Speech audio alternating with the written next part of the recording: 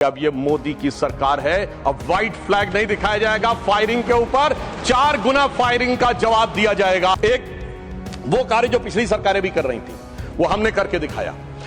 दूसरा वो कार्य जो पिछली सरकारें कर ही नहीं सकती थी, सोच नहीं पाई, वो करके दिखाया।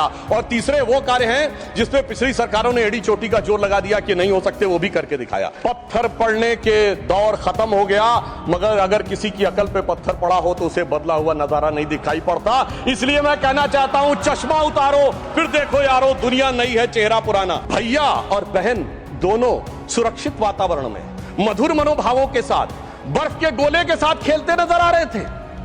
और ये वही कश्मीर था जहां उनके गृह मंत्री के पैर के नीचे धरती फटी जा रही थी। इतना बड़ा बदलाव भी दिखाई नहीं पड़ता। मैं पूछना चाहता हूं मेरे भाई कि अगर आप ये कहना चाहते हैं वही कश्मीर था जहां ऐसा इसके झंडे दिखाई पड़ते थे, जहां पाकिस्तान जिंदाबाद के नारे दिखाई पड़ते थे, वहां पर अगर आरजी और पीजी दोनों एक साथ सुरक्षित थे, एसजी भी खुश रही होंगी, मुझे लगता है जीजा जी को भी खुशी का एहसास होना चाहिए। मैंने किसी का नाम नहीं लिया है। और इसके लिए गृह मंत्री जी को साधुवाद देना चाहिए कि वो लोग जो अपने जमाने में क्या कहते थे कि इशरत जहां बेटी है, याकूब मेनन की जुडिशियल किलिंग हुई है, अफजल हालात का मारा है, जाकिर नायक शांति का मसीहा है, ओसामा जी हैं, हाफिज साहब हैं, इस हालात के बाद क्या होना था? मैं पूछना चाहता हूं कि मन में है धैर्य और तन में प्रचंड शौर्य, बन चंद्रगुप्त मौर्य प्रलय मचाएंगे और महाराणा और शिवा की संतति कहाते हम शीश कट जाए भले झुकने ना पाएंगे। और बार बार छेड़िए ना भारत स्वाभिमान को, अन्यथा बाद में बहुत पछताएंगे। सौगंध मां भवानी की उठेगी ललकार, जब आपके घरों पे चील कौवे मंडराएंगे। माननीय सभापति महोदय, अभी इस सदन में हमारे साथी गोखले जी द्वारा जो भारत के उस राज्य को रिप्रेजेंट करते हैं जो फाइन आर्ट्स और गरिमा में अपना एक उच्च स्थान रखता है, जिसे बंगाली भद्र लोक कहा जाता है, परंतु आज उस इनिशिएशन के साथ मुझे लगता है उस भद्रता के साथ जो क्रूर मजाक हुआ है उसके ऊपर बात करते हुए मैं पीड़ा के साथ अपना निवेदन प्रारंभ करता हूं। आज हम गृह मंत्रालय के विषय में चर्चा के लिए एकत्र हुए हैं और हमारी सरकार 26 मई 2014 को आने के बाद गृह मंत्रालय की टोन एंड टेनर में क्या परिवर्तन आया, इसे मैं सिर्फ 2 वानगी में बताना चाहता हूं। 26 मई 2014 के बाद आप सबको ध्यान होगा, उससे पहले बीएसएफ जो कि गृह मंत्रालय के अंडर में आता है, पहले उधर से बहुत फायरिंग हुआ करती थी। उसके बाद पहली फायरिंग हुई तो मुझे याद है उस समय राजनाथ सिंह जी गृह मंत्री थे। यहां पे खबर आया कि साहब वहां से कहा जाता था फायरिंग हो तो सिर्फ व्हाइट फ्लैग दिखाना है। आपको पता है कि उस समय गृह मंत्रालय से संदेश गया बीएसएफ के डीजी को कि अब ये मोदी की सरकार है, अब व्हाइट फ्लैग नहीं दिखाया जाएगा, फायरिंग के ऊपर 4 गुना फायरिंग का जवाब दिया जाएगा। और आप सबने देखा होगा पिछले 10 सालों में सीमा पर फायरिंग में शांति आ गई है। दूसरा उदाहरण देना चाहता हूं, जब हमारी सरकार आई 26 मई 2014 को, उस समय अभी आईबी का उल्लेख हुआ जो गृह मंत्रालय में आती है, इंटेलिजेंस ब्यूरो, उसके चीफ श्री आसिफ इब्राहिम थे जो कांग्रेस पार्टी के शासनकाल में आईबी चीफ बने थे। वैसे तो हम किसी भी अफसर को धर्म जाति के आधार पर नहीं देखते, पर उस समय इस बात का प्रचार किया गया था कि देखिए एक मुस्लिम अधिकारी को आईबी का चीफ बनाया गया। परंतु आज तक का भारत का इतिहास है, जब कोई सरकार बदलती है तो आईबी चीफ 1 महीने से ज्यादा नहीं रहता है। परंतु श्री नरेंद्र मोदी जी की सरकार में श्री आसिफ इब्राहिम का 8 महीने का कार्यकाल था और उन्होंने उसे 8 महीने का कार्यकाल पूरा किया। याद रखना चाहिए कि मोदी जी के कार्यकाल का पहला आईबी चीफ मुस्लिम समाज से था। यह दर्शाता है कि हम समाज के वर्गों को डर पैदा करके साथ में नहीं लेना चाहते, विश्वास पैदा करके साथ में लेना चाहते हैं। आज हमारे गृह मंत्री आदरणीय अमित शाह जी गुजरात का प्रतिनिधित्व करते हैं, प्रधानमंत्री जी उत्तर प्रदेश से प्रतिनिधित्व करते हैं। सभापति जी, यह संयोग भारत के इतिहास में 3 बार बना है। पहली बार जब सरदार पटेल गुजरात से थे और पंडित नेहरू उत्तर प्रदेश से थे तो स्वतंत्रता का काल था। दूसरी बार लाल कृष्ण आडवाणी जी गृह मंत्री थे और अटल बिहारी वाजपेयी जी उत्तर प्रदेश से थे, तब भारत ने 21वीं सदी में प्रवेश किया था। आज जब अमित शाह जी गुजरात से हैं और मोदी जी यूपी से हैं, तो भारत ने अमृत काल में प्रवेश किया है। अर्थात मैं कह सकता हूं काल के कपाल पर, भारत के भाल पर कुछ तो नया होने वाला है और कुछ न कुछ तो नया हुआ है, उसे आज समझने की जरूरत है। अब मैं बताना चाहता हूं कि गृह मंत्रालय ने इस दरमियान किस किस प्रकार से कार्य किए। मैं 3 प्रकार के कार्य बताना चाहता हूं। एक, वो कार्य जो पिछली सरकारें भी कर रही थी, वो हमने करके दिखाया। दूसरा, वो कार्य जो पिछली सरकारें कर ही नहीं सकती थी, सोच नहीं पाई, वो करके दिखाया। और तीसरे वो कार्य हैं जिसपे पिछली सरकारों ने एड़ी चोटी का जोर लगा दिया कि नहीं हो सकते, वो भी करके दिखाया। पहली श्रेणी में वो कार्य हैं, यानी मैं मानता हूं दूसरी सरकारों ने भी प्रयास किया होगा कि आतंकवाद की घटनाएं कम हो और अपराध की घटनाएं कम हो। तो मैं बताना चाहता हूं, आतंकवाद की जो कुल घटनाएं जून 2004 से 14 के बीच में 7214 थी, जो 14 से 2024 के बीच में 2240 से 69% की कमी आई है। कुल मृत्यु जो नागरिकों की और सिक्योरिटी फोर्सेस की होती थी, उसमें 68% की कमी आई है। नागरिकों की जो मृत्यु होती थी उसमें 81% की कमी आई है। सिक्योरिटी कोर्सेस में जो फोर्सेस की जो मृत्यु होती थी उसमें 46% की कमी आई है। और मैं एक महत्वपूर्ण बात बताना चाहता हूं, स्टोन पेल्टिंग के इंसिडेंसेस 2010 में 2654 थे, अब 0 हैं। ऑर्गेनाइज हड़ताल 0 है, स्टोन पेल्टिंग 0 है, स्टोन पेल्टिंग में जख्मी होने वाले 0 हैं। सभापति महोदय, पत्थर पड़ने के दौर खत्म हो गया, मगर अगर किसी की अकल पे पत्थर पड़ा हो तो उसे बदला हुआ नजारा नहीं दिखाई पड़ता। इसलिए मैं कहना चाहता हूं, चश्मा उतारो फिर देखो यारो, दुनिया नई है, चेहरा पुराना। महिला सुरक्षा के लिए एक अलग प्रभार बनाया गया। 2018 में इंटीग्रेटेड हेल्पलाइन बनाई गई और 181 हेल्पलाइन को राज्यों और केंद्र शासित प्रदेशों के साथ जोड़ा गया। फोरेंसिक को मजबूत करने के लिए प्रदेश में डीएनए विश्लेषण और साइबर फोरेंसिक की लैब्स भी बनाई गई। मॉडर्नाइजेशन करने के लिए 80 करोड़ की एक अलग मंजूरी दी गई। फोरेंसिक इकोसिस्टम को बेहतर बनाने के लिए 7 नई फोरेंसिक प्रयोगशालाएं बनाने की बात हुई, और जिसमें यूपी, बिहार, उड़ीसा, राजस्थान, छत्तीसगढ़, तमिलनाडु और केरल में, और इसके अतिरिक्त पुणे, गुवाहाटी, भोपाल और कोलकाता की लैब्स को और इंप्रूव करने का कार्य किया गया। ये वो कार्य है जो पिछली सरकारों ने सोचा नहीं था वो कर पाए। मैं उदाहरण देना चाहता हूं।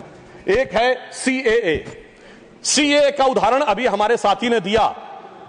मैं याद दिलाना चाहता हूं, इसी संसद में एक वो दौर था जब इनकी नेता ममता बनर्जी जी ने भारत के इतिहास में इकलौती बार जब चेयर के ऊपर फाइल फेंकी थी, किस बात को लेकर कि बांग्लादेशी घुसपैठियों के बारे में चर्चा करने का मौका नहीं दिया जा रहा है। और आज मैं कहना चाहूंगा, कितना बड़ा बदलाव दिखता है कि जिन लोगों ने इतना बड़ा कार्य किया था वो आज कितना पीछे हट गए। इसे कहते हैं कि वक्त के साथ इंसान कैसा बदलता है। सीए पे मैं कहना चाहूंगा, सीए गृह मंत्रालय का विषय है, नागरिकता, और ये एक संसद के द्वारा पारित कानून था, परंतु राज्य विधानसभाओं ने उसके खिलाफ प्रस्ताव पारित कर दिया। यह सरासर कानून का उल्लंघन था, सरासर संविधान का उल्लंघन था, और मैं कह सकता हूं इसके द्वारा संविधान खतरे में था। दूसरा मैं उदाहरण देना चाहता हूं, यूएपीए का चेंज किया गया, यानी अब केवल एक संगठन आतंकवादी नहीं होगा, कोई व्यक्ति आतंकवादी होगा तो उसको भी आतंकवादी माना जाएगा। एनआईए एक्ट में आतंकवाद की परिभाषा स्थापित की गई। मृत्यु दंड पर यह संशोधन किया गया कि क्षमा याचना केवल संबंधित व्यक्ति ही कर पाएगा, दूसरा नहीं कर पाएगा। आपदा के लिए विशेष धनराशि की व्यवस्था की गई, और नक्सलवाद को समाप्त करने में अभूतपूर्व सफलता हमें मिली है। अभी दिसंबर के महीने में हमारे गृह मंत्री अमित शाह जी नक्सलवाद प्रभावित क्षेत्र में सीआरपीएफ के कैंप में पूरी रात गुजार कर आए हैं। जो लोग ये कहने का प्रयास करते हैं कि इसको डर और किससे वो, उससे उनको समझने का प्रयास करना चाहिए। अब वो दौर चले गए सभापति महोदय। मुझे याद है 6 अप्रैल 2010 को दंतेवाड़ा में 76 सीआरपीएफ के जवान शहीद हो गए थे, और उसके बाद ऐसे समाचार आते थे कि देश के कुछ विश्वविद्यालयों में शहीद जवानों के प्रति नहीं, नक्सलवादियों के समर्थन में कार्यक्रम हो रहे थे। वो दौर अब समाप्त हो गया। अब तीसरी श्रेणी में बताना चाहता हूं, वो काम आते हैं, किए हैं गृह मंत्रालय ने, जो पिछली सरकारें कहती रही कि ये नहीं हो सकता, नहीं हो सकता, वो करके दिखाया। धारा 35A, धारा 370। मैं कह सकता हूं जब सरदार पटेल गृह मंत्री थे, राज्यों का महकमा उनके पास था, वो कश्मीर की कसक जो रह गई थी, वो कसक अगर आज समाप्त हुई है तो अगस्त 2019 में अमित शाह जी के शासनकाल में वह समाप्त हुई है। मैं कहना चाहता हूं, श्यामा प्रसाद मुखर्जी जी ने पहला बलिदान दिया था रावी के तट पर 26 जनवरी 1930 को। कांग्रेस के लाहौर अधिवेशन में स्वराज्य की शपथ ली गई थी, पर वो शपथ अधूरी रह गई थी। तो सरदार पटेल के दिल में कसक थी, श्यामा प्रसाद मुखर्जी जी का बलिदान था, और अटल जी के दिल में वेदना थी। उन्होंने कहा था 15 अगस्त का दिन कहता आजादी अभी अधूरी है, सपने सच होने बाकी हैं, रावी की शपथ न पूरी है। परंतु वो शपथ किसने पूर्ण की? प्रधानमंत्री श्री नरेंद्र मोदी जी के नेतृत्व में हमारे वर्तमान गृह मंत्री श्री अमित शाह जी ने उसको पूरा किया। और इसी के साथ मैं एक पंक्ति में कहना चाहूंगा, इतना बड़ा परिवर्तन भारत के इतिहास में आया कि अपनी सरकार की तरफ से और प्रधानमंत्री जी की तरफ से कि दर्द की रात गई, गम के जमाने भी गए और मोदी जी के हिम्मत से कई दाग पुराने भी गए। इसके अलावा जो कश्मीर में बड़ा परिवर्तन आया, मैं एक उदाहरण बताना चाहता हूं। अभी हमारे साथी ने डर का उल्लेख किया, तो मैं बताना चाहता हूं 10 सितंबर 2024 को भारत के पूर्व गृह मंत्री सुशील कुमार शिंदे जी का बयान था कि मैं गृह मंत्री के रूप में जाता था तो डल लेक में मैं गृह मंत्री के रूप में होता था और डर के मारे उनकी क्या हालत होती थी, वह शब्द संसदीय नहीं है। तो मैं अपनी स्वरचित पंक्ति में कहना चाहूंगा, हमारे साथी सब समझ जाएंगे कि लहूलुहान थी घाटी और झेलम डरी हुई थी, खामोशियां रातों की दिन में भरी हुई थी और दहशत का था वो आलम कि डल लेक घूमने में गृह मंत्री के पग के नीचे धरती फटी हुई थी। और आप समझिए आज हमारी स्थिति यह है कि हमारे गृह मंत्री वो हैं जिनको देखकर आतंकवादियों की छाती फटने लगती है और आतंकवाद के समर्थन करने वालों के छाती में दर्द होने लगता है। सभापति जी, मैं कहना चाहता हूं, उनकी सरकार और हमारी सरकार में यह अंतर था जो भारत की परंपरा में है। उन्होंने बहुत दिन नाग पंचमी की, नागों को दूध पिलाया। हमने जन्मेजय का नाग यज्ञ करके दिखाया जिसमें सारे नाग आकर समाहित हो गए। तो मैं एक पंक्ति में कहना चाहूंगा, कश्मीर घाटी को लहूलुहान करने वालों सुनो, एक भी शहीद हुआ जवान नहीं भूले हैं और दूध भी पिलाते हैं परंपरा हमारी मित्र, किंतु नाग यज्ञ का विधान नहीं भूले। और मैं ये कहना चाहता हूं, दूसरा उदाहरण, एक सिर्फ दूसरा उदाहरण, हमारे कांग्रेस के युवा नेता जिन्होंने तथाकथित भारत यात्रा निकाली, उसी कश्मीर कहते हैं कि हालात नहीं बदले। इस पूरे देश ने वो दृश्य देखा जब भैया और बहन दोनों सुरक्षित वातावरण में मधुर मनोभावों के साथ बर्फ के गोले के साथ खेलते नजर आ रहे थे। और ये वही कश्मीर था जहां उनके गृह मंत्री के पैर के नीचे धरती फटी जा रही थी। इतना बड़ा बदलाव भी दिखाई नहीं पड़ता। मैं पूछना चाहता हूं मेरे भाई कि अगर आप ये कहना चाहते हैं वही कश्मीर था जहां ऐसा इसके झंडे दिखाई पड़ते थे, जहां पाकिस्तान जिंदाबाद के नारे दिखाई पड़ते थे, वहां पर अगर आरजी और पीजी दोनों एक साथ सुरक्षित थे, एसजी भी खुश रही होंगी, मुझे लगता है जीजा जी को भी खुशी का एहसास होना चाहिए। मैंने किसी का नाम नहीं लिया है। और इसके लिए गृह मंत्री जी को साधुवाद देना चाहिए कि कश्मीर में इतना बड़ा बदलाव देखने को मिला है। कम से कम इतना तो करना चाहिए। और मैं अपने साथियों से कहना चाहूंगा जो उनके नेता बोलते हैं डरो मत, हकीकत का सामना करो कि कितना बदलाव आया है, इसको स्वीकार करो, डरो मत। डरने का काम देश के विरोधियों के लिए छोड़ दो हमारी सरकार ने। इसके अलावा हमारी सरकार के समय में इंडियन पैनल कोड को भारतीय न्याय संहिता के रूप में जो बदलाव किया गया वो एक महत्वपूर्ण बात है। परंतु मैं सभापति महोदय यह भी बताना चाहूंगा कि जब भी किसी चीज की तुलना हो तो तुलनात्मक होनी चाहिए। जब हमारी सरकार आई और गृह मंत्रालय का दौर आया तो उस जमाने में क्या अंतर था सिक्योरिटी में और आज क्या बड़ा अंतर है। राष्ट्रीय सुरक्षा सबसे प्रमुख दायित्व है। जैसा कि हमारे साथी ने कहा, लॉ एंड ऑर्डर तो स्टेट का सब्जेक्ट है, पर राष्ट्रीय सुरक्षा गृह मंत्रालय की बात मैं पूछना चाहता हूं। हमारी सरकार आने से पहले दिल्ली में धमाके नहीं होते थे क्या? मुंबई में नहीं होते थे? चंडीगढ़, गुवाहाटी, लखनऊ, फैजाबाद, जयपुर, नागपुर, हैदराबाद, कौन सा ऐसा शहर का जहां धमाके नहीं होते थे? चलती ट्रेन में धमाके, चलते बस में धमाके, लोकल ट्रेन में धमाके, और लिखा रहता था बस अड्डे पे धमाका, रेलवे स्टेशन पे धमाका, लिखा रहता था छूना नहीं धमाका हो जाएगा। मगर इसके बावजूद आज वो केवल दक्षिण कश्मीर के 4 जिलों तक सीमित हो गया है। इसके बावजूद इतना बदला हुआ नजारा नजर नहीं आता है।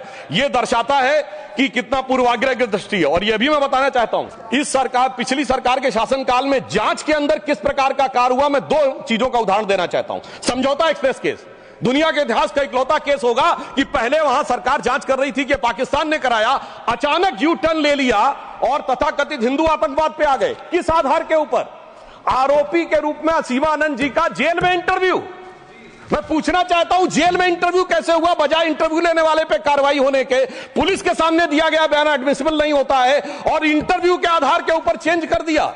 जबकि डेविड कोलमैन हेडली की तीसरी पत्नी फौजिया का अमेरिका में दिया इंटरव्यू है जिसमें सीधे सीधे उसने कहा कि यह पाकिस्तान का इन्वॉल्वमेंट था। दूसरा उदाहरण देना चाहता हूं, इशरत जहां केस। यह दुनिया के इतिहास में इन्वेस्टिगेटिव एजेंसी में एक अद्भुत उदाहरण होगा कि पहले भारत की आईबी और सीबीआई दोनों कह रही थी कि इशरत जहां आतंकवादी है, फिर अचानक सीबीआई ने स्टैंड चेंज कर दिया और कहा वो आतंकवादी नहीं है, मगर सभापति महोदय आईबी चीफ कहते रहे कि वो आतंकवादी है। यानी ऐसा विचित्र उदाहरण था कि एक ही सरकार की दो एजेंसी एक दूसरे के खिलाफ बोल रही थी, और जब हमारी सरकार आई और वो हलफनामा बदलने का आधार पूछा गया तो सभापति महोदय फाइल गायब थी।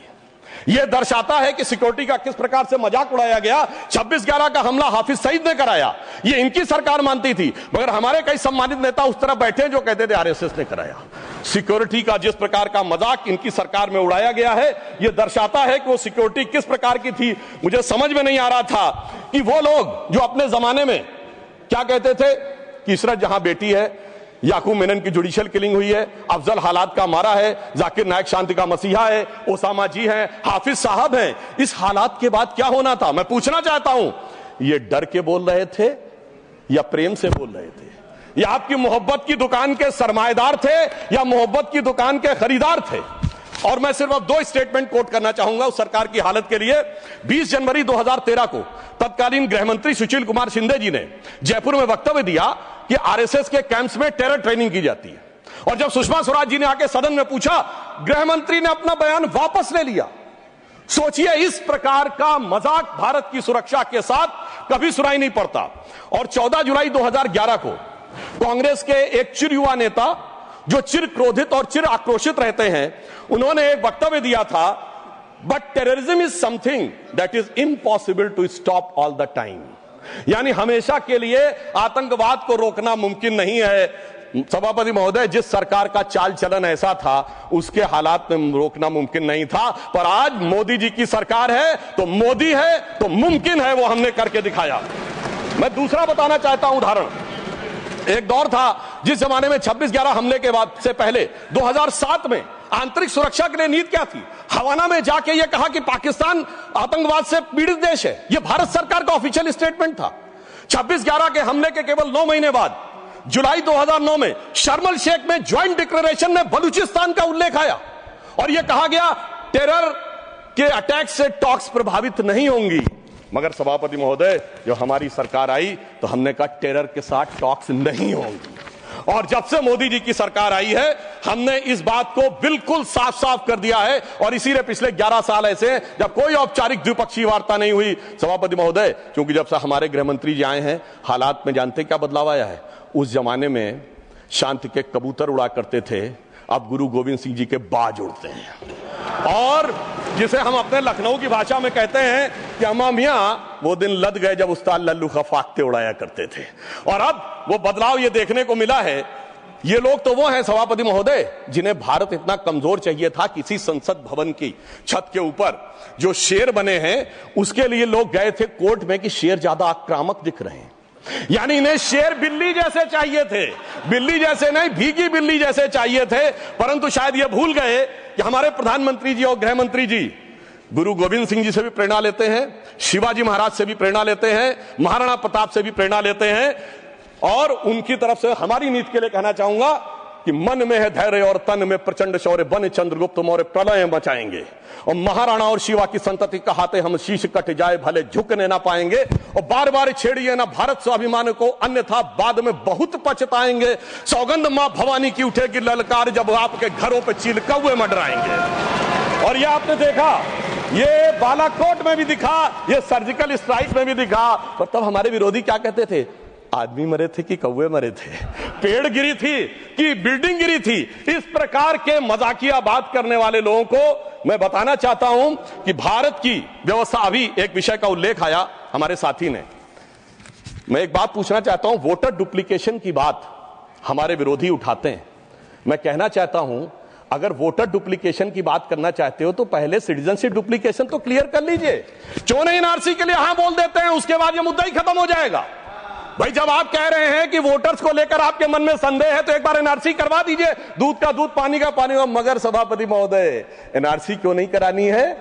उसका कारण यह है कि पिछले चुनाव में सबसे बड़ी जीत कहां पे हुई है? असम की धुबरी सीट पे कांग्रेस के नेता रकीबुल हसन 10,25,000 से जीते हैं। और असम के जो हमारे साथी यहां बैठे होंगे, धुबरी को मिनी बांग्लादेश कहा जाता है। तो इसलिए एनआरसी नहीं करानी है, मगर डुप्लीकेशन का मुद्दा उठाना है। मैं पूछना चाहता हूं जो लोग इस विषय को उठाना चाहते हैं, सर मैंने तो बोला ही नहीं, मैंने तो सिर्फ ये तारीफ की वो जीते हैं। I have just put up the facts and nothing personal. I have said he has got the biggest. Sir हमने तो सिर्फ एक डाटा बताया है। Sudhanshu ji, take your seat. Honourable members, एक second, 1 second. Honorable members, my very extensive ruling is there that this House, the Council of States, is well within its rights to discuss conduct of any person, including member of that House. Not, I will look into it. Look at 1 second. 1 second.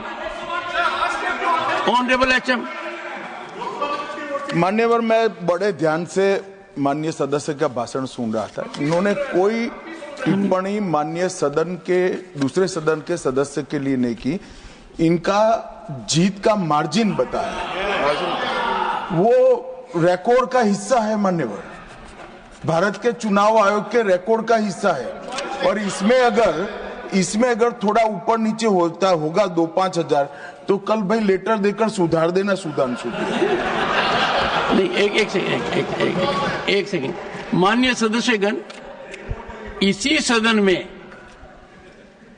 जब तत्कालीन सदन के नेता पीयूष गोयल जी ने लोकसभा के सदस्य जिन्होंने विदेश में जाकर भारत पर कुछ टिप्पणियां की थी, वो मुद्दा उठाया, तो एक पॉइंट ऑफ ऑर्डर रेज किया गया और पॉइंट ऑफ ऑर्डर का मैंने निर्णय दिया और मैंने कहा कि अपने रूल स्पष्ट हैं और रूल ये कहते हैं कि लोकसभा के सदस्य के बारे में चर्चा यहां हो सकती है।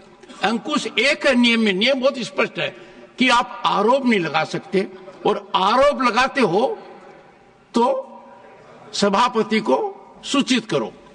मैंने बारीकी से तत्कालीन सदन के नेता पीयूष गोयल का बयान देखा। उन्होंने लोकसभा के सदस्य के बारे में जो कुछ कहा वो हूबहू लंदन में उन्होंने कहा, और चूंकि वो भारत विरोधी था, as it is I have to give my ruling.